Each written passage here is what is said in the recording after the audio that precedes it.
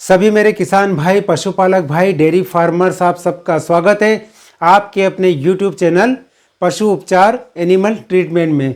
आज की वीडियो में हम बात करेंगे कि लंपी बीमारी होने के बाद, खास करके ये बीमारी अभी ज़्यादातर 99% गायों को हो रही है। भैंस इससे बिल्कुल न के बराबर प्रभावित है।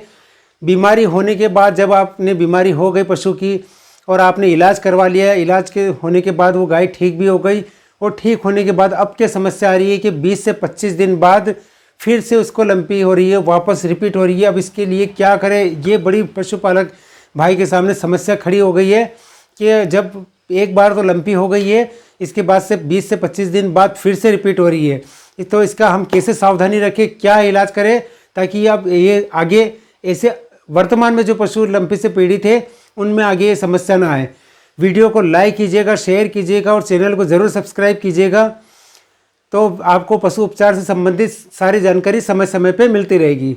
अब बात करते हैं कि एक जिस गाय को लंपी हो गई है और 20 से 25 दिन पहले लंपी हुई है, उसका इलाज हुआ है। इलाज होने के बाद वो ठीक हो गई है। ठीक होने के बाद फिर से उसको रिपीट लंपी हुआ। इसका कारण समझ लेते हैं। अब कारण इसका यही है कि वहाँ पर जब पहली बार उसको लंपी हुआ था तो लंपी होने के बाद उसका जो एंटीबायोटिक का डोज था वहाँ पर 2 दिन 3 दिन इंजेक्शन लगे। बैकअप में खास करके उसको न तो गोलियाँ मिली है, न उसको कुछ दवाई दी है। इसकी वजह से वहाँ पर जो वायरस का जो इन्फेक्शन है वो वापस से वायरस म्यूटेट होके फिर से रिपीट हुआ है। तो इसका यही कारण है। मैं बार बार हर वीडियो में बोल रहा हूँ कि कम से कम आज इलाज को लंबा चलाइए। मैं मिनिमम 5 से 6 दिन तक, 5 दिन तक तो करना ही करना है आपको इलाज। वर्तमान में लोग क्या कर रहे हैं कि 1 दिन 2 दिन इंजेक्शन लगवाते हैं, इसके बाद फिर से वो देख लेते हैं कि आप चारा खा रही है, क्योंकि लंपी में वो उनको पता है अच्छे से गिठाने एकदम से खत्म नहीं हो रही है पूरे शरीर में से, छोटी पड़ रही है, कम पड़ रही है, पर गिठाने खत्म नहीं हो रही है। जब उनका पशु चारा खाने लग जाता है किसान भाई, तो वो इलाज करना बंद कर देते हैं, दवा देना बंद कर देते हैं। इस वजह से उसको रिपीट फिर से लंपी हो रही है। लंपी का यही कि यदि आपको लग रहा है कि मेरा पशु बिल्कुल स्वस्थ हो गया है, ठीक हो गया है, इसके बाद भी उसका ट्रीटमेंट चलने दीजिए, क्योंकि एंटीबायोटिक जो लंपी के अंदर लगा अभी वर्तमान में सबसे जो बेस्ट कारगर इंजेक्शन है वो DCR है, प्रोकेन पेनिसिलिन है। इन्हीं का सबसे बेस्ट रिजल्ट मिल रहा है अभी वर्तमान में।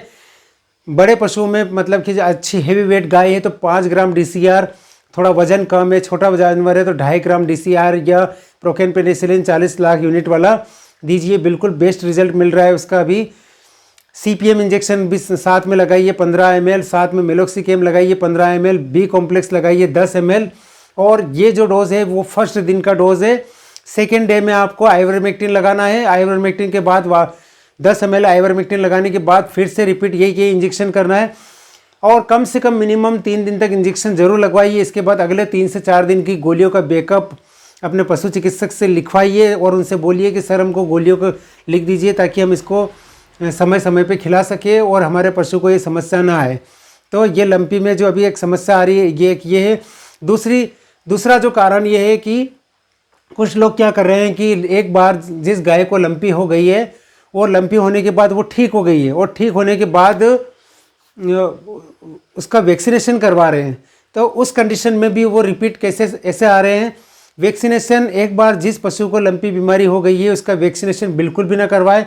कम से कम 6 में से 8 महीने की गैप रखना जरूरी है। एक बार कोई भी बीमारी लंपी जैसी वायरल डिसीज होने के बाद कम से कम 8 महीने बाद ही उसका टीकाकरण कार्य किया जाना चाहिए। और तत्काल जैसे यानी कि 20-25 दिन पहले ठीक हो गई बीमार होकर और उसका वैक्सीनेशन करवा रहे हैं, वहाँ पर भी उस पशु में भी समस्या है। सभी मेरे किसान भाइयों से निवेदन है कि वैक्सीनेशन यानी कि जो टीकाकरण कार्य चल रहा है लंपी का, उस लंपी के टीकाकरण कार्य में बीमार होने के बाद स्वस्थ हो जाता है पशु तब नहीं करवाना है। बिल्कुल स्वस्थ पशु में ही इसका टीकाकरण करना है। छोटे बच्चों की बात करें तो छोटे बच्चों में 4 महीने से लेके ऊपर के जितने भी पशु है उन सब का टीकाकरण करवाना है। बीमार पशु जैसे भी आपको लगता है, भले उसको लंपी बीमारी नहीं हुई, वो किसी और कारण से बीमार है, सुस्त है, बुखार है, उस कंडीशन में भी टीकाकरण कार्य बिल्कुल नहीं करवाना चाहिए।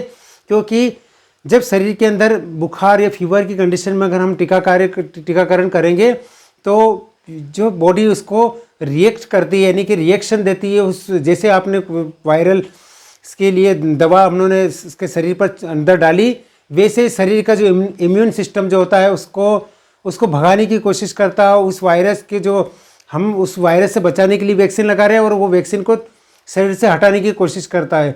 तो बुखार की कंडीशन में नहीं लगाना है, स्वस्थ कंडीशन में लगाना है, ताकि शरीर क्या करता है, उस वैक्सीन को स्वीकार करता है, लड़ने की क्षमता जो शरीर को मिलती है बीमारी से।